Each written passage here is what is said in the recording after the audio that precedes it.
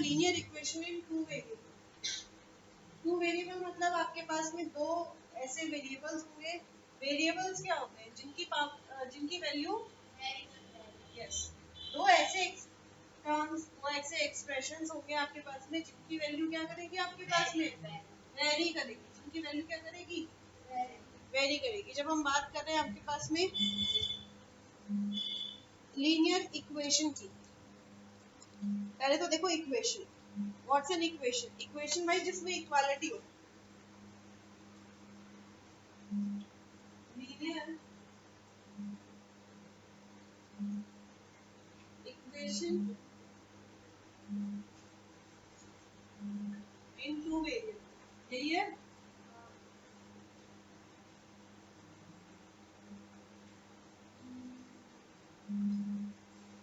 Linear equation in two variable आपके पास में। तो सबसे पहली बात आपके पास में क्या आ गया? इक्वेशन। क्या आ गया आपके पास में? इक्वेशन। मतलब हम एक ऐसे एक्सप्रेशन की बात कर रहे हैं जिसमें क्या है आपके पास में इक्वालिटी है। एक्सप्रेशन जिसमें क्या है इक्वालिटी है। थोड़ी सी राइटिंग आज कुछ ज्यादा ही ऊपर नीचे हो सकती है, उंगली गलत जगह से कर रही है तो लिखने में आपत्ति है, तो राइटिंग थोड़ी हो सकती है। जहाँ समझ में ना आए वो पूछ ले। हम बात कर रहे हैं इक्वालिटी की। देखो हम पॉलिनोमियल की बारे में कर चुके हैं। पॉलिनोमियल में हमने क्या देखा कि आपके पास में अलजेब्रिक एक्सप्रेशन है। Algebraic expression with a single variable, यही था अलजेब्रिक एक्सप्रेशन जिसमें एक सिंगल वेरिएबल का आपके पास में यूज हो रहा है, उसे कहा हमने पॉलिनोमियल। साथ ही हमने कहा कि पावर क्या होनी चाहिए? पॉजिटिव होल नंबर होनी चाहिए या नेचुरल नंबर, क्योंकि जीरो भी होती है ना। पॉजिटिव नेचुरल नंबर होनी चाहिए, राइट? क्या होनी चाहिए? एक पॉजिटिव नेचुरल नंबर होनी चाहिए। मैं लीनियर पॉलिनोमियल की नहीं, मैं बेसिक पॉलिनोमियल की बात कर रही हूँ। तो पावर क्या होनी चाहिए आपके पास में? पॉजिटिव नेचुरल नंबर होनी चाहिए। लीनियर इक्वेशन क्या होगा? लीनियर इक्वेशन मतलब linear polynomial. Linear polynomial with certain equality, with certain equality.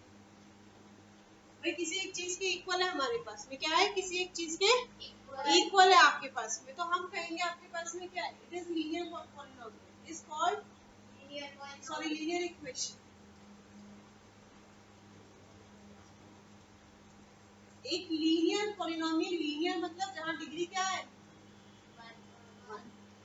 एक लीनियर पॉलिनोमियल जिसमें एक सर्टेन इक्वालिटी की कंडीशन बताई जा रही है, वो कहलाएगी एक लीनियर इक्वेशन। स्टैंडर्ड फॉर्म देखो, जैसे ax + b = 0, 2x + 3 = 0। ये क्या कहलाएगी? एक लीनियर इक्वेशन। क्या कहलाएगी आपके पास में? Linear equation. पर हमारी बात किससे हो रही है भाई? हमारी बात हो रही है linear equation in two variable. मतलब हम क्या कहेंगे? Linear equation with two variables. इसकी बात होगी लीनियर इक्वेशन में टू वेरिएबल्स। भाई इसमें दो वेरिएबल्स होने चाहिए। अच्छा मुझे बताइए, इसमें वेरिएबल क्या है? x। इसमें वेरिएबल क्या है आपके पास में? x। तो जब दो वेरिएबल कह रहा है मतलब आपके पास x के अलावा कुछ और भी होना चाहिए। तो स्टैंडर्ड फॉर्म क्या हो जाती है? ax + by + c = 0। Standard form क्या हो गई? ax + by + c = 0। जहाँ पे आपके पास में दो वेरिएबल्स हैं, एक है x और एक है y। ये सबके पास में टू वेरिएबल्स है। कितने वेरिएबल्स है सरकार? दो वेरिएबल्स है यहाँ पे आपके पास में। एक तो x वेरिएबल है और एक y वेरिएबल है। और a b c real numbers हैं, आर रियल नंबर्स। ये आपके पास क्या है? रियल नंबर्स, जिसमें से a है कोफिशिएंट ऑफ x, b है coefficient of y and c is constant. c क्या है आपके पास में? कांस्टेंट है आपके पास में, ठीक है। तो इस तरह का जब आपके पास कोई फॉर्म में इक्वेशन मिलेगी तो वो कहलाती है linear equation in two variable क्या कहलाएगी? Linear equation in two variable आपके पास में। तो सबसे पहला जो टाइप का आपके पास में क्वेश्चन आता है आपके पास वो है कि आपको जो है वो लीनियर इक्वेशन को जनरल फॉर्म में लिखना है। The first type of question we get is write equation in general form या write the expression in general form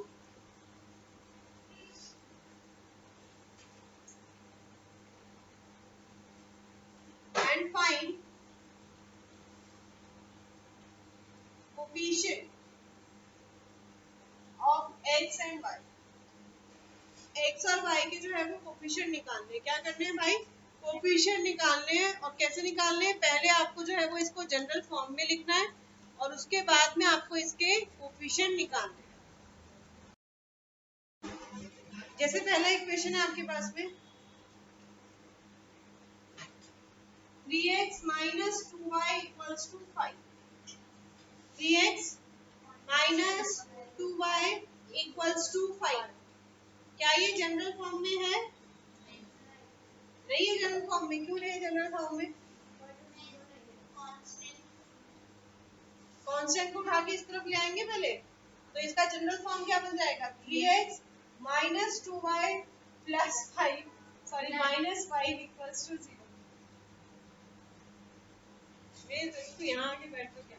अब जब मैं उधर बोर्ड पे लिखूंगी तो कहेगा तुझे दिख रही है उधर टॉप पे मैं खड़ी होंगी क्या तुझे दिखाई देगा? चलो देखेंगे। तो 3x minus 2y minus 5 equals to 0। अब आपको इसमें से जो है वो xi कोफिशिएंट मतलब आप एक काम करो, मुझे a, b और c तीनों बता दो। a क्या होगा यहाँ, b क्या होगा और c क्या होगा? आप ही बता दो। चलो कश्मीर क्या है? a हो जाएगा 3, b हाँ हाँ -2 हाँ और c हो गया -। ठीक है, पहले यही चीज बतानी है। अभी अगला सवाल 3/7x minus plus 5 minus 2 equals to 0। हाँ भाई a इसमें 3/7 है, ये जनरल फॉर्म में है। Is this in general form? यही तो होती है general form. ax plus by plus c equals to 0।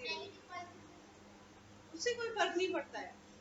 General form मतलब एक तो आपके पास में इक्वल टू 0 होना चाहिए, दूसरा पहले x की टर्म फिर y की और फिर कांस्टेंट। सेम चीज है आपके पास। So it's in general form. तो a क्या है? 3/7 a है 3/7, b 1 and c -2। Next 5/5 equals to 2x plus 7। बताइए पहले इसकी जनरल फॉर्म बताइए। 5/5 -2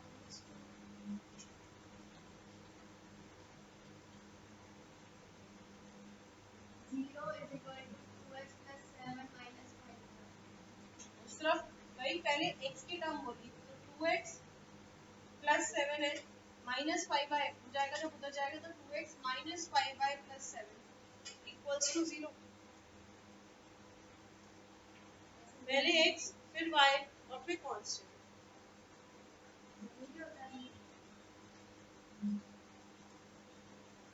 ये बताओ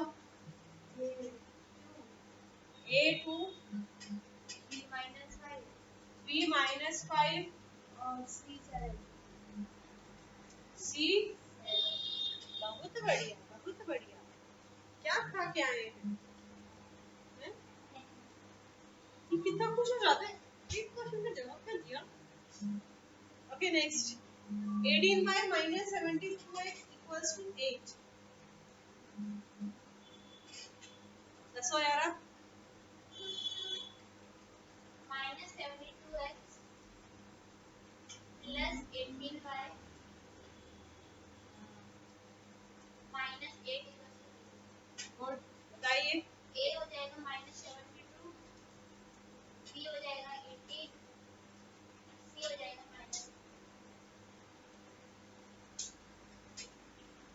okay next y equals to 5।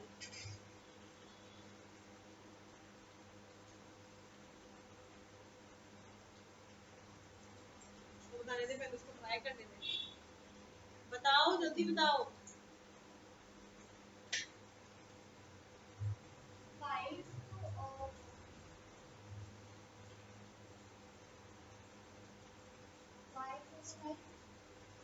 ये 5 इधर से इधर आएगा तो क्या हो जाएगा? आप क्या बोल रही हो?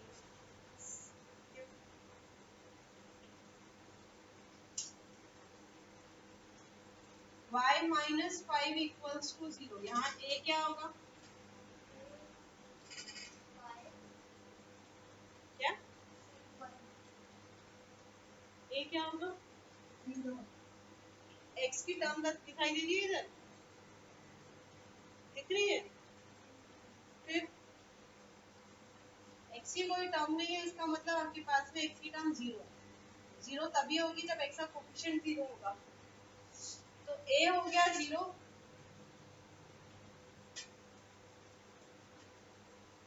b हो गया 1, c हो गया -5। समझ में आ गई बात? पक्का वाली? चलो अब लीनियर इक्वेशन बनाना सीखेंगे। तो अब इक्वेशन बनाएंगे। हमने जो है वो जैसे आप बनाते थे ना 8th क्लास में लीनियर इक्वेशन बनाते थे, पर वो हम बनाते थे 1 वेरिएबल में। तो अब हमें इक्वेशन बनानी है 2 वेरिएबल में। सॉरी, कहता है the cost of 2 kg apples, the cost of 2 kg apples, भाई 2 किलो सेब है आपके पास में और 1 kg grapes,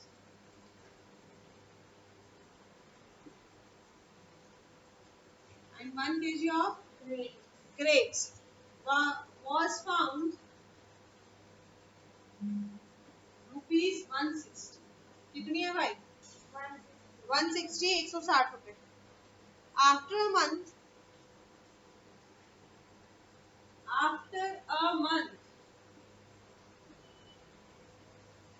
the cost of 4 kg apple, the cost of 4 kg apples and 2 kg grapes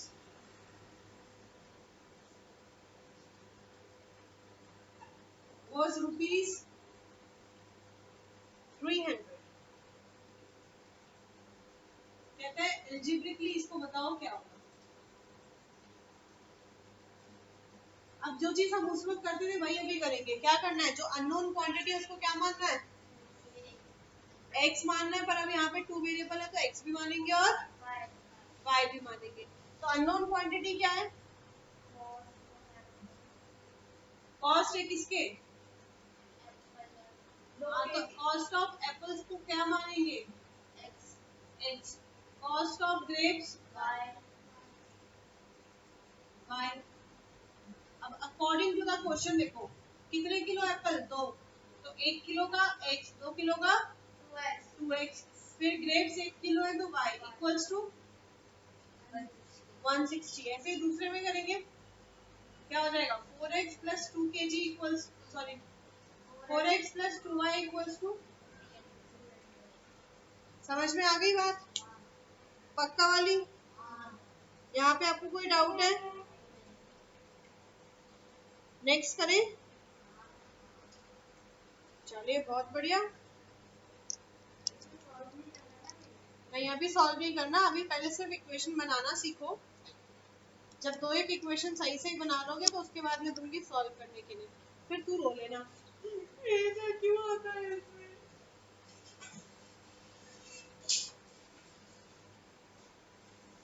okay next. कहता है आपके पास में the coach of a cricket team buys, the coach of a cricket team buys 3 bats and 6 balls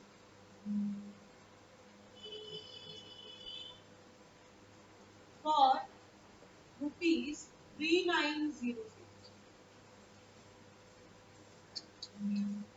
कहते हैं letter, letter क्या कर रहे हैं वो, कितने खरीद रहा है, buy another bat and 3 more balls, later buys another bat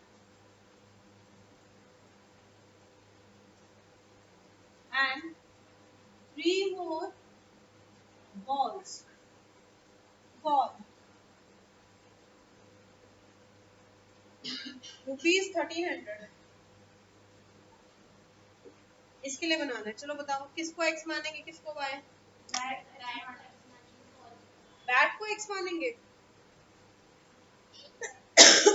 एक बैट, बैट तो दे रखे हैं कि 3 बैट है,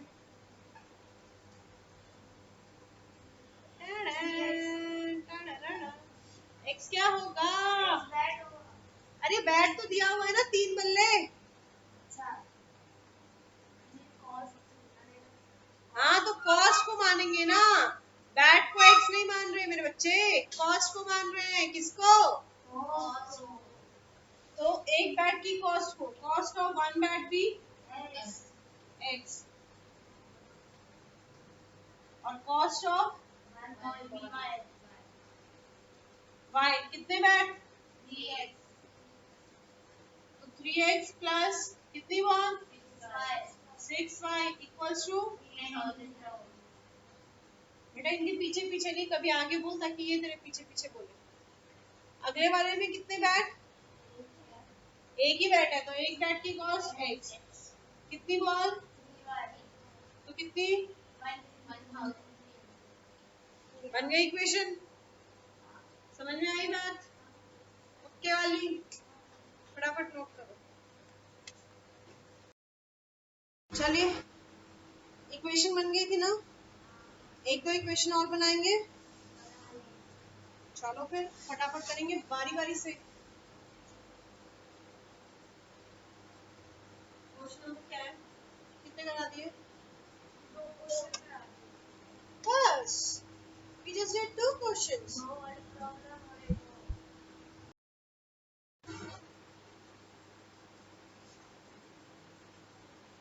क्वेश्चन कहते हैं 10 स्टूडेंट्स, 10 विद्यार्थी है, कितने विद्यार्थी हैं, 10 स्टूडेंट्स, यस, ऑफ क्लास 9, आप ही के कक्षा के, took part in maths quiz, 10 विद्यार्थियों ने मैथ्स के क्विज कंपटीशन में पार्टिसिपेट किया है, किसमें पार्टिसिपेट किया है, मैथ्स क्विज में पार्टिसिपेट किया है। If the number of girls is 4 more than, if the number of girls is 4 more than the number of boys,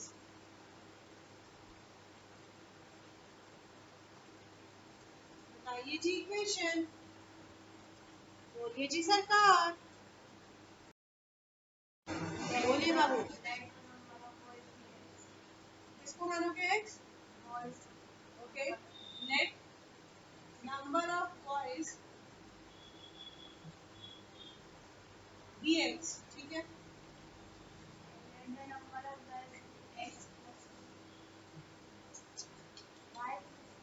दो वेरिएबल है, दो वेरिएबल है तो गर्ल्स को क्या लेंगे, y, नहीं सिर्फ y, let number of girls be y, पहले जो अननोन है उनको अननोन को मान लो ना, आपने अननोन को मान लिया, अननोन दो चीजें, ना ही हमें पता बॉयज कितने हैं, ना ही पता हमें गर्ल्स कितनी है, दोनों को मान लिया, एक को x एक को y। अब देखो आपको क्या दिया हुआ है, एक तो आपको पता है कि कितने बच्चों ने पार्टिसिपेट किया, 10, मतलब गर्ल्स और बॉयज मिलके कितने हैं, 10, तो x plus Y equals to 10, x plus Y equals to 10। दूसरी चीज क्या पता है, number of girls is 4 more than the number of boys, number of girls, कहता है नंबर ऑफ गर्ल्स बॉयज से कितनी ज्यादा है, 4, मतलब अगर मैं बॉयज में 4 ऐड कर दूंगी तो गर्ल्स आ जाएंगी। अब आपने गर्ल्स को क्या माना, y वॉइस क्या माने क्या आ गया y minus X equals to 4 एक इक्वेशन ये आ गई एक इक्वेशन समझ में आई बात पक्का इधर दोनों को आई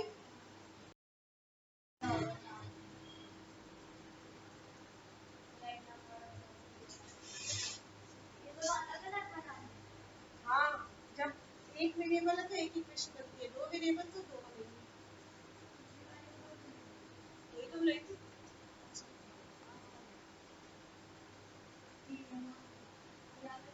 बेटा मैं समझ रही हूँ आप मिस कर रहे हो किसी को इसलिए आपका ध्यान नहीं लग रहा है आप भी समझ रहे हो ना किसको मिस कर रहे हैं नहीं नहीं उसको नहीं मिस कर रहा मेरा तो कल ग्राउंड में हो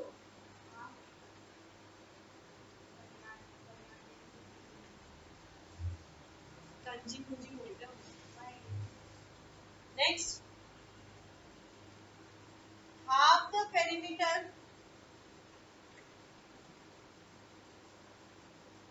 half the perimeter of a rectangular garden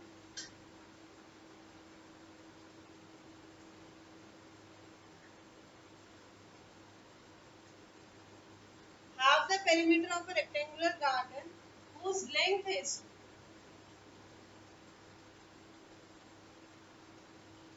4 meter more than width is 36 ये डाटा दिया कहता है इसके लिए इक्वेशन बना के दिखाओ किसके लिए कहता है half the perimeter of a rectangular garden is 36 36 है हाँ 36 मतलब क्या दिया हुआ है आपको ये मैं बता रही हूँ आपको दिया हुआ है half of perimeter is 36 metre क्या है आपके पास 36 मीटर है पेरीमीटर का हाफ पेरीमीटर ऑफ रेक्टेंगल क्या होता है yes means half into 2 into l plus 2 से 2 कट गया मतलब l प्लस 36 क्या आपको l और b पता है नहीं पता है तो क्या करेंगे l और b को मानेंगे x तो l को मान लो x सेंटीमीटर मीटर या सेंटीमीटर पेरीमीटर मीटर में तो मीटर ब्रेड को मान लेंगे y मीटर आपके पास कहते हैं लेंथ इज 4 एक इक्वेशन तो यहाँ से आ गई x plus Y equals to 36 दूसरी इक्वेशन क्या आई कहते हैं length is 4 metre more than its width length क्या है विड्थ से 4 मीटर ज्यादा है मतलब लेंथ कब आएगी जब आप विड्थ में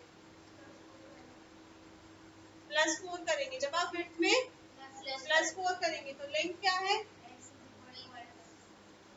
x equals to Y plus एक इक्वेशन ये समझ में आ गई बात पक्का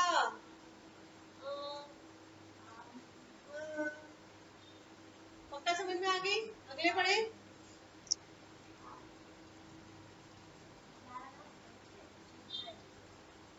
उसको भी धूप लग रही थी तो धूप से बचा रहे हैं ध्यान से समझ लो आज इक्वेशन सॉल्व कर रहे हैं नेक्स्ट क्लास में फिर हम इक्वेशन सॉल्व मतलब आज इक्वेशन बना रहे हैं नेक्स्ट क्लास में सॉल्व करेंगे और नेक्स्ट क्लास में ग्राफ कॉपी ले आना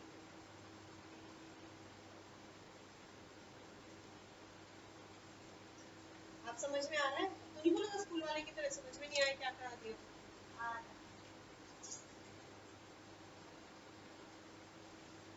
किस दिन फिटिंग आ रहा है he is like a pillow to me वो आराम देता है ना और साथ में जब गुस्सा आता है सबसे ज्यादा उसी पे निकालता है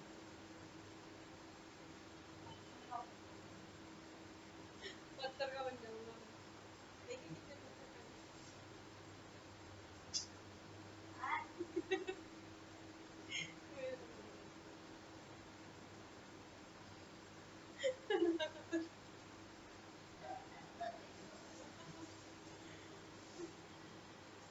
okay next question please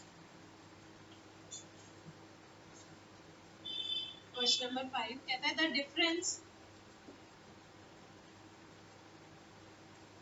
difference between two numbers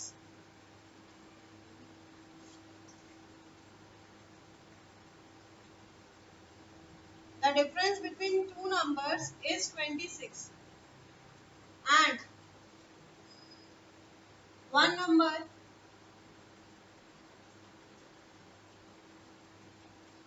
is 3 times the other.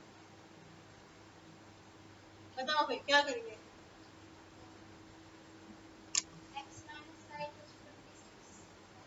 ऐसे नहीं बताओ ना, पूरा सिस्टमेटिक बताओ। किसको x मान रहे हैं, किसको y मान रहे हैं, पूरा बताइए। Yes. Let one number be x. तो दूसरा सेकेंड नंबर हो गया y, ठीक है। कहते हैं the difference between two numbers is 26, मतलब x minus y equals to 26 या y minus x equals to 26 कर लो। कहते हैं one number is 3 times the other, तो बस ये चीज ध्यान रखने वाली बात है। One number is 3 times the other, कौन सा नंबर होगा? जो बड़े वाला होगा। अब बड़ा कौन सा होगा? अगर आपने x माइनस वाई किया मतलब x बड़ा है आपके पास, तो ये बन जाएगा x इक्वल्स टू 3y। अगर आपने ये बनाई और उसके बाद में बना दी 3y इक्वल्स टू x, तो ये गलत हो, नहीं sorry y equals to 3x बना दी, तो ये गलत हो जाएगी आपके पास। समझ में आ रही है बात? ये चीज ध्यान रखनी है। याद आ गई तुझे उसकी, इसमें दिमाग चल गया, देखा? सही बात है।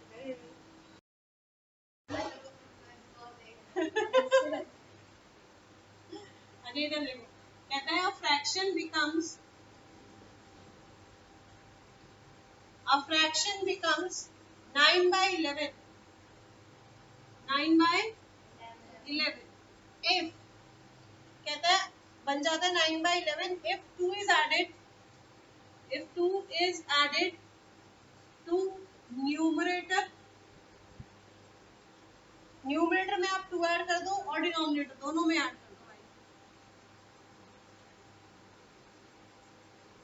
आपने 2 को ऐड करा न्यूमरेटर और डिनोमिनेटर में, तो वैल्यू कितनी हो जाती है? 9 by 11, 9/11 आपके पास में, ठीक है। और कहता है कि if 3 is added, अगर हम 3 को ऐड करते हैं, किसको ऐड कर रहे हैं? 3 को। so if 3 is added to numerator, भाई न्यूमरेटर में 3 ऐड कर रहे हैं आप और डिनोमिनेटर में भी 3 ऐड कर रहे हैं, it becomes 5/6। ये बन जाता है 5/6। वो बताओ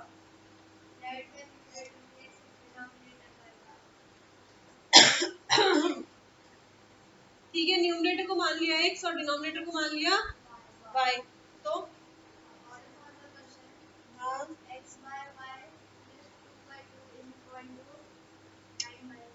दैट्स डिफरेंट, फिर एलसीएम लेना पड़ेगा। ये हो जाएगा अकॉर्डिंग टू द क्वेश्चन, पहले आप ऐड करो न्यूमरेटर और डिनोमिनेटर में 2, तो x प्लस 2 अपॉन डिनोमिनेटर में प्लस 2 इक्वल्स टू 9/11, पहले ऐड करना है, फिर वो एलसीएम वाला सीन आ जाएगा और डिफरेंट हो जाएगा।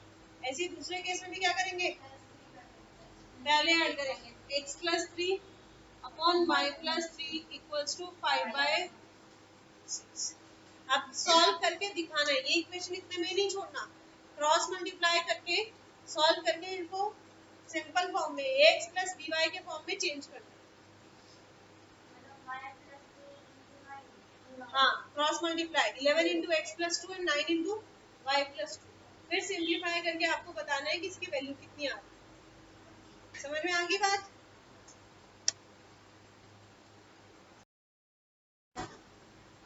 कहते हैं 5 years hence the age 5 year hence the age of Sachin will be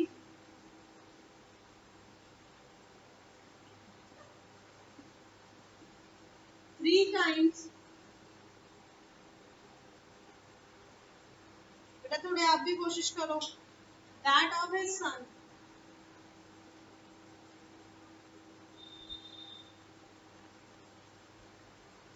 ठीक है. कहता है 5 years ago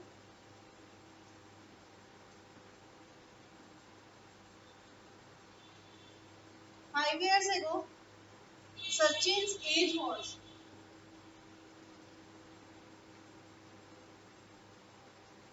Sachin's age was 7 times that of his son.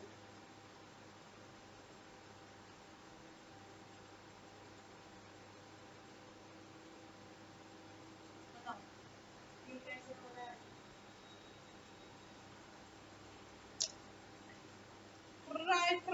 Try. Age after 5 years. Oh, Let certain son age be X. Current age.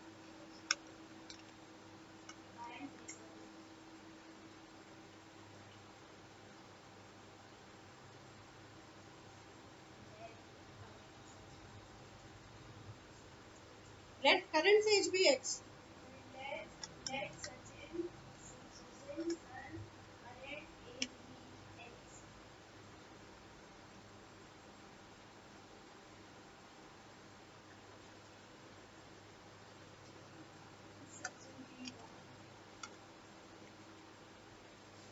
Present age current age नहीं बोलते present as. मान लो सचिन की present age क्या है?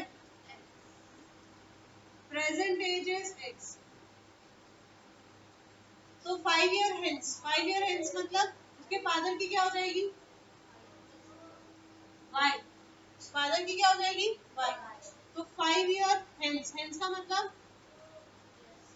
5 साल बाद की बात हो रही है. तो 5 साल बाद सचिन की एज क्या हो जाएगी? X plus 5 years. और फादर की और 5 years ago ये हो जाएगी X minus 5 years.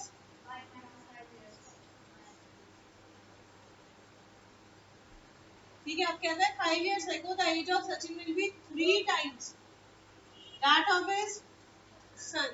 अरे तो फादर नहीं सन है बेटे. सन.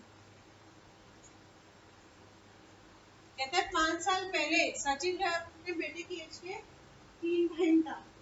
तो सचिन की एज क्या है? X plus 5. बेटे की age 3 into y plus. Second case में क्या कह रहा है? 5 years ago Sachin was 7 times. अब सचिन की एज क्या है? X minus 5. कितने टाइम? 7 टाइम्स. सॉल्व करना पर इतना ही नहीं छोड़ना है. ठीक है. सॉल्व करना है. समझे? चलिए रिवाइज करके आएंगे इतना और पहली एक्सरसाइज करके आएंगे. इंसर्ट डाउट लेके आएंगे.